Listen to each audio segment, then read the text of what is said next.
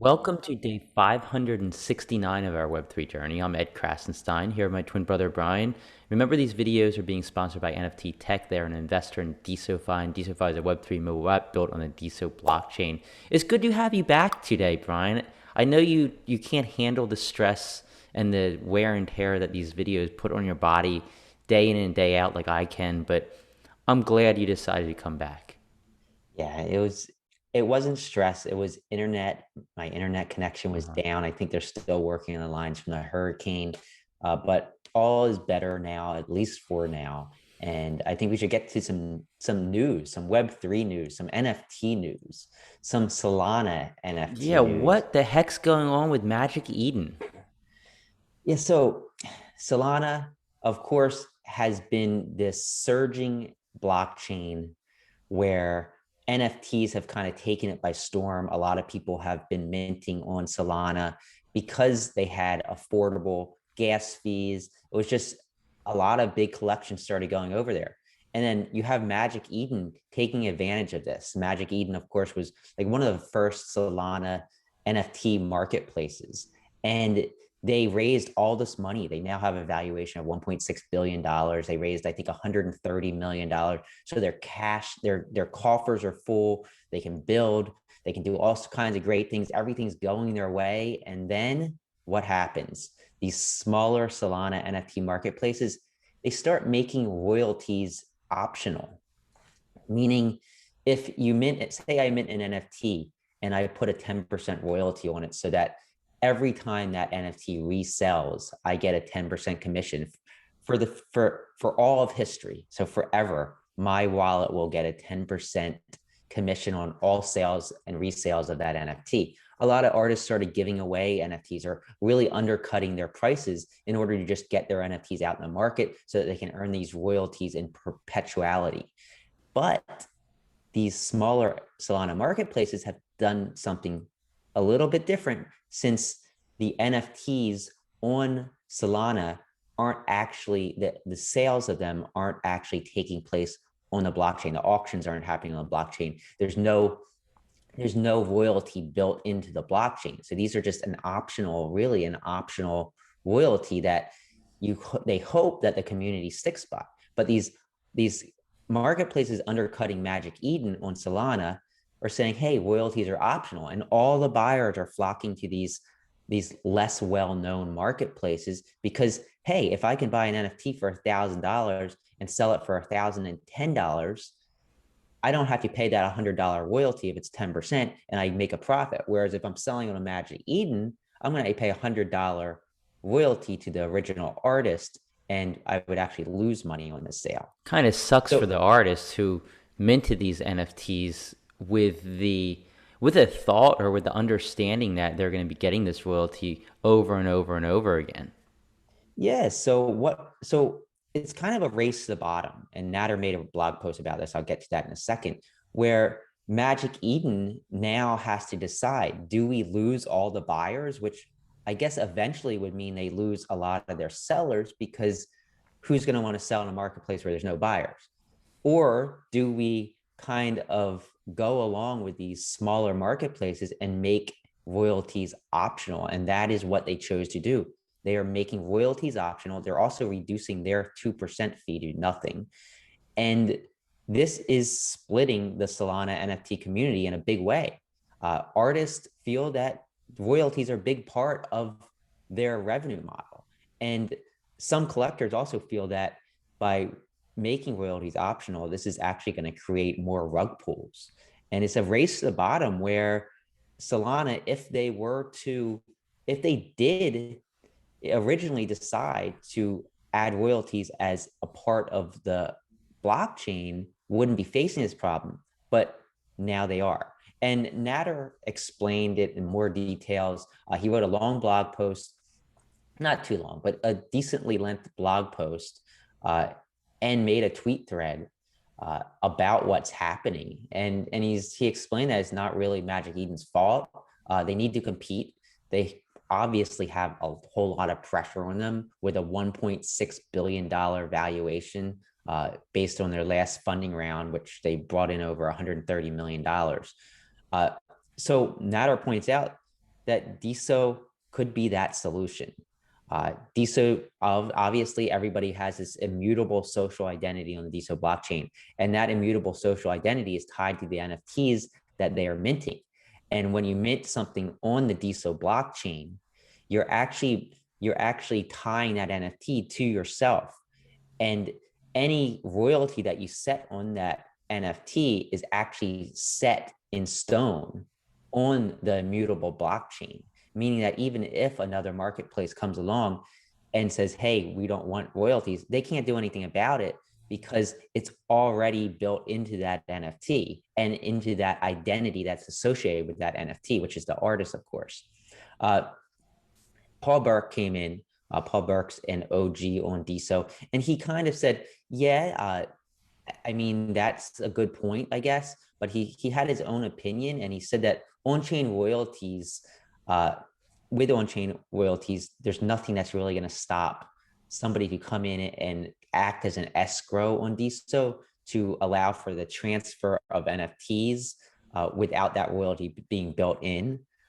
Which is a good point, and it's funny because Natter replied to that, but before I saw the reply, I actually replied to Paul and I gave my opinion, Well, which was Natter didn't actually reply to Paul. He was just replying. He was actually just making a comment in regards to right. this. I don't think it was a direct reply to Paul Burke. Yeah, see, he pointed out something, and he pointed out that escrow would pretty much add an it'll basically make it more complicated and more expensive for traders. I actually replied to Paul earlier before I saw that, and in my opinion, it transfers on Deso could accomplish that if you had an escrow, but there's going to be escrow fees. There's going to be additional steps. I don't know if that would be a mainstream way of trying to get around royalties if somebody wanted to, but I think the point is that Deso obviously has that incentive, and there's not many blockchains that do. There are other blockchains that I believe do have royalties built in, but Deso has not only royalties built into the blockchain, but you have that immutable social identity, a username that can be accessed on various nodes, would be pulled up on various marketplaces like we do with NFTZ. And I think welcome if you're on Solana and you're an artist and you want to keep those royalties, try out Deso. And And mint NFTs at even a lower gas price than you yeah, currently are. it's basically tenths or hundredths of a penny for transactions on Deso. So not only are you saving gas fees, which aren't too high on Solana, obviously, but you have that royalty baked into the NFT on chain and it's immutable. Yeah, check out nftz.me. But I just want to say something. Like, has any artist actually tried to sue over this? Like, so if I'm minting an NFT, and when I'm minting that NFT, I'm selecting the royalty that I'm going to receive for every subsequent sale and resale of that NFT. And then somebody goes and takes it and sells it on a completely different marketplace and doesn't give me the royalty. Isn't that kind of like going against the contract that I released when I minted that NFT? Yeah, and I think that's a good point. I don't, as far as I know, there has not been any lawsuits or any legal. Uh, I don't think there's been any case law around this yet. But I think that an artist would have actually a good argument of saying, "Hey, this person that's reselling this still owes me this fee because when I minted it."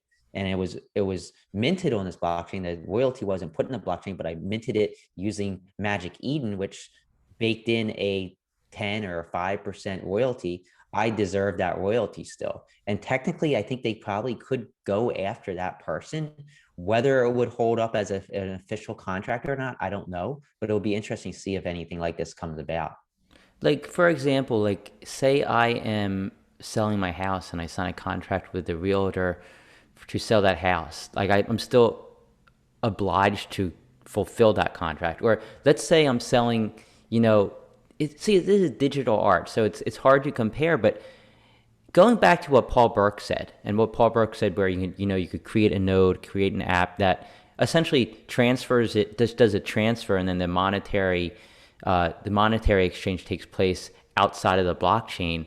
I think the fact that if you're minting an NFT on the Deso blockchain with a royalty associated with it on chain If that was to go to court, I think you would have even a stronger argument that you're owed those royalties. Like, see, with the whole Magic Eden Solana thing, Magic Eden's the one that's assigning that royalty for you. So if it sells on Magic Eden, maybe you'd have a case. But if it's selling on another marketplace, I think it's gonna be harder for you to kind of say, this person owes me royalty. But on Deso, you're tying that royalty in with, it's actually connected to the NFT. So if that NFT was to transfer outside of, a marketplace that's allowing these royalties to go through, I think you would have a really strong case in court if it was to go that far.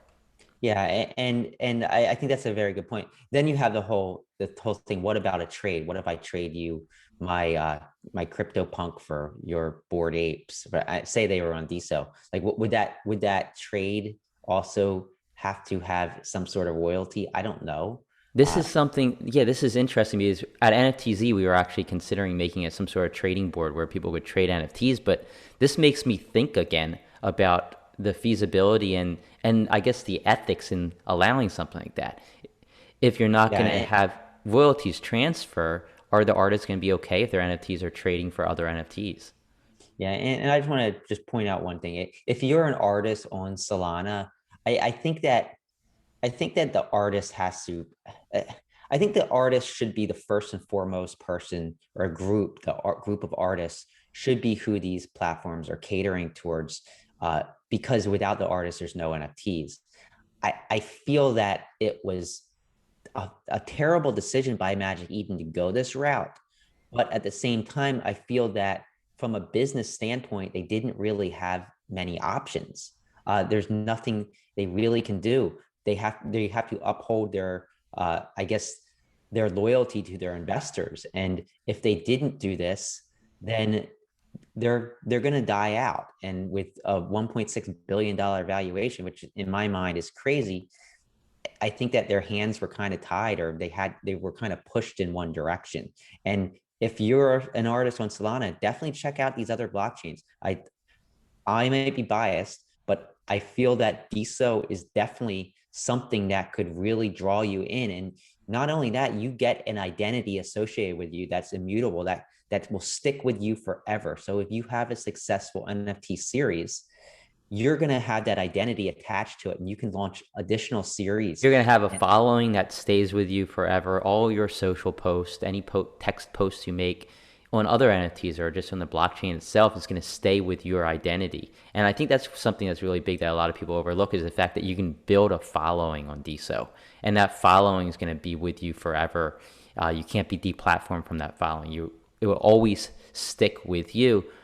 So like Brian said, we're biased. We're obviously biased because we're building the NFT marketplace, nftz.me, on the Deso blockchain. So we like Deso. We've been with Deso for over 500 and what, 569 days now. yeah, to me, it's a no-brainer. The only thing that Deso lacks right now is buyers and sellers, but that number is drastically increasing, especially over the last 2 or 3 months.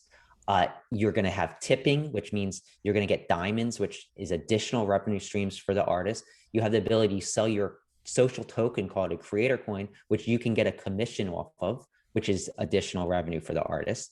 And then you have these royalties that are built in that can never be really taken away. And you have, of course, the social identity and this whole identity that's immutable that you can have follow you for basically your career.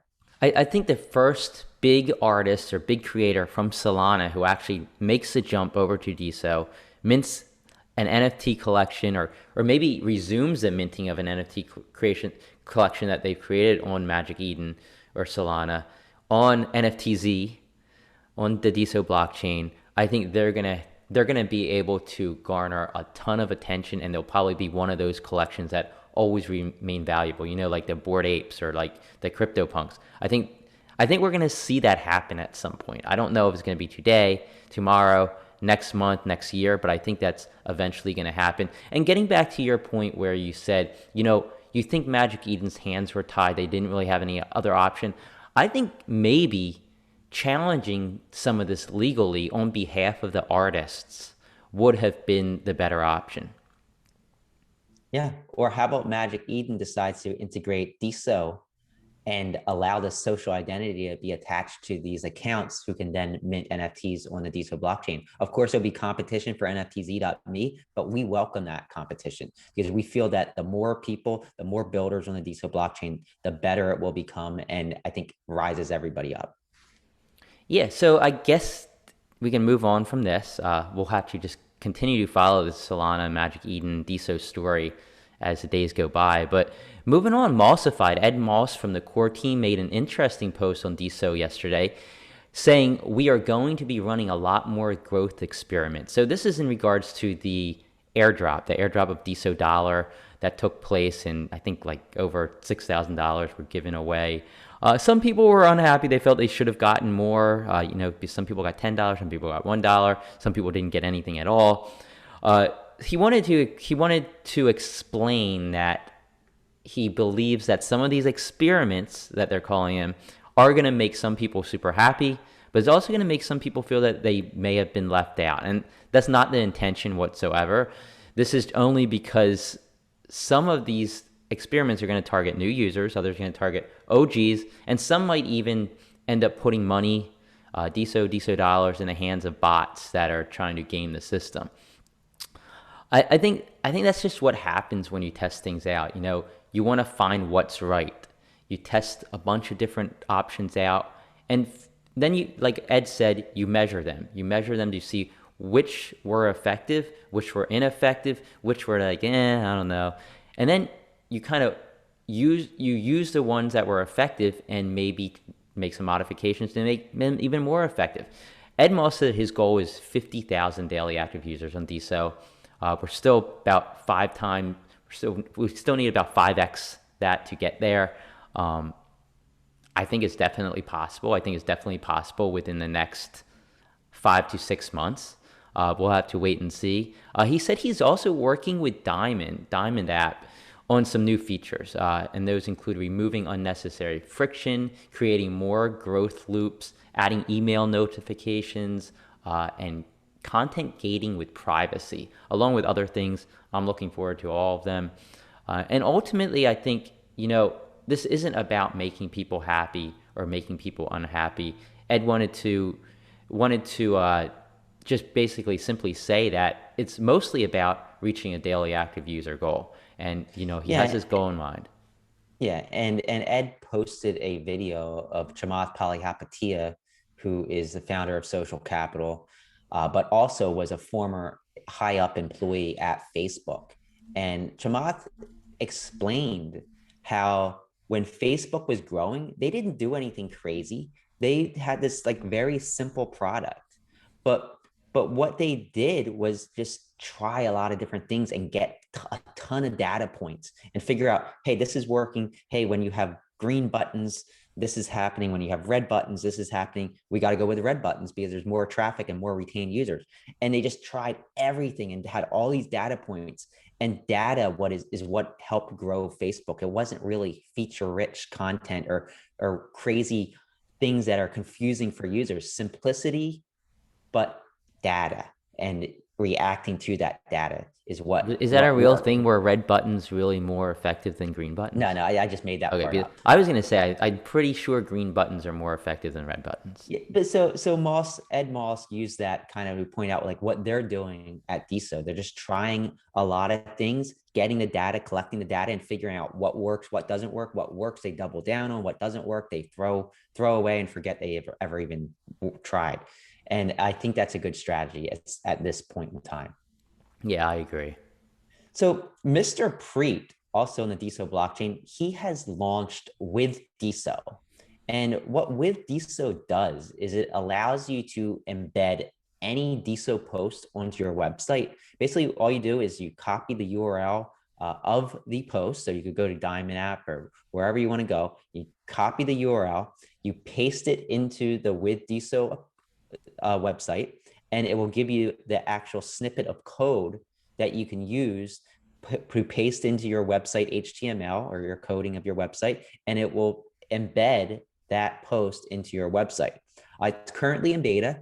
A really awesome tool. You just got to check it out with Deso.com. Mr. Preet's doing a lot of really cool things, but definitely check it out.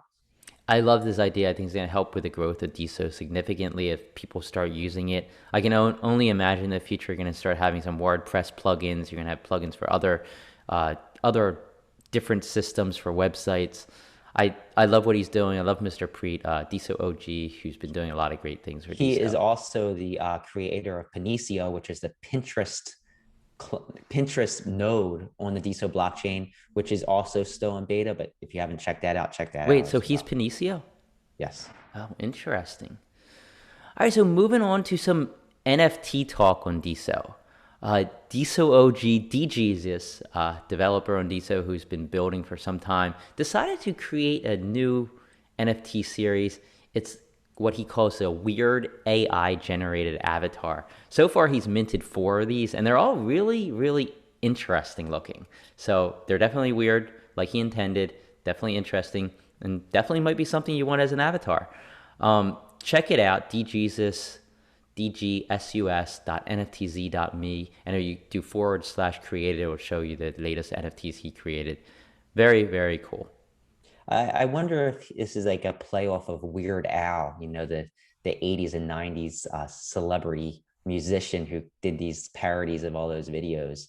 Uh, Weird AI, it kind of looks like Weird Al. It's just funny. I don't think it is. I think you're just Probably ruining not, it and assuming that. maybe. So Cyberpunk Apes, you want to get back to them. We've been talking a lot about them lately. It's Aditya, Nathan Wells created this series with the blessing of the Deso core team, I guess you could say. Um, it's becoming almost impossible to claim one of the 1,000 NFTs every time they mint them. And I was able to obtain most of them in the early going, but now I'm finding I need to buy each one as they come out. Luckily, they're still very affordable. Since 1,000 are being minted, people are selling them. I've been able to get them for about like 17 to 20 cents a piece. But I have found it very interesting that the sales of these are really picking up on the secondary market. And each one has so far had over 160 sales, according to NFTZ. I was looking at the last one that was minted, I think it was number 14, and the sales were like almost multiple every minute were going through. So there's definitely a lot of people out there trying to collect them all. I guess kind of like Pokemon, you want to collect them all. And I think that's going to lead to the secondary market. And we'll have to wait and see. Like, do they offer something if you own all of them at some point? I don't Well, know. and this is just another argument about royalties. Like this was a great strategy by the Cyberpunk apes. They released 1,000 of each of these Cyberpunk ape NFTs, and they were free. But now, like you said, there's over 160 sales in the secondary market of just one of these NFTs, and 10%, I believe, go back to the artist. And this is immutable. It's built into the blockchain, and we can't take it away. Yeah, and also, unlike other blockchains, Deso and NFTZ allows you to assign royalties to others. So you get your artist royalty, but you can also assign royalties to a charity who's on Deso, or you can assign royalties to maybe somebody who gave you the idea for the project. You could say, I want to give Maybe them you really like 1%. us. Maybe you really like us and you mention your NFT, so you give us a 5% royalty. I'm not asking people to do that. You don't have to do that at That's all. like People just like bribery. mentioning. You're like bribing people, Brian. I'll mention them for free, don't worry. So check it out, cloutpunkapes.nftz.me. The collection's growing. It's now up to 14 different apes. Number 10's the one of one that sold for $8,500 just, I guess, last week. Every other one so far has had 1,000 minted for free claiming, Yeah, free and I just want airdrop. to clarify. I just want to clarify something. If you gave us a royalty, that doesn't mean we're going to talk about you on our show. So don't even try to do that. We don't need a royalty. We just talk about what we like. Yeah, and I just want to get back to nftz.me. I know we talk a lot about it. I know it's our project, so it's a bit of self promotion. But NFTZ is the only place on the Deso blockchain where you can hold live timed auctions for Deso NFTs. If you go to nftz.me/auctions, you're going to see all of the live auctions that are ending soon. They're in order from ending the soonest to ending the latest. And I just want to highlight, so we started this show, I guess, last week, once live auctions went live on NFTZ, we decided we're going to talk about all of the live auctions ending in the next 24 hours. But that's when there were like 7 of them. Now there's literally, I think, close to 100 ending in the next 24 hours. So we can't mention them all. So I'm just going to highlight some of the auctions and people that are involved in some of these auctions each day now. So one NFT, Unicat, that's a collection that is an OG collection on Deso. Misha CG is an awesome artist who has created this. Early this morning, a Unicat went up for live auction. I think it was only an hour long, and it ended with a bid of 6 Deso by Meta Philosopher. Of course, when these auctions end, the NFT is automatically assigned to the new buyer, and the money is transferred to the seller. Also, FP Fund is auctioning off another Unicat that ends at 10:35 a.m. Eastern Time this morning. He's also auctioning off a Clout Punk that ends around the same time. Alartwork has several women in metaverse NFTs ending early this morning. These are really awesome pieces. If you haven't checked them out yet, definitely look at alartwork.nftz.me. It's ALARTWORK.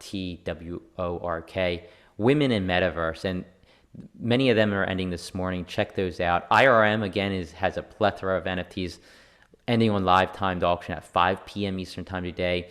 Death Deso is an interesting series too. 40 of these are going to be ending between 5 p.m. and 7 p.m. Eastern Time on nftz.me.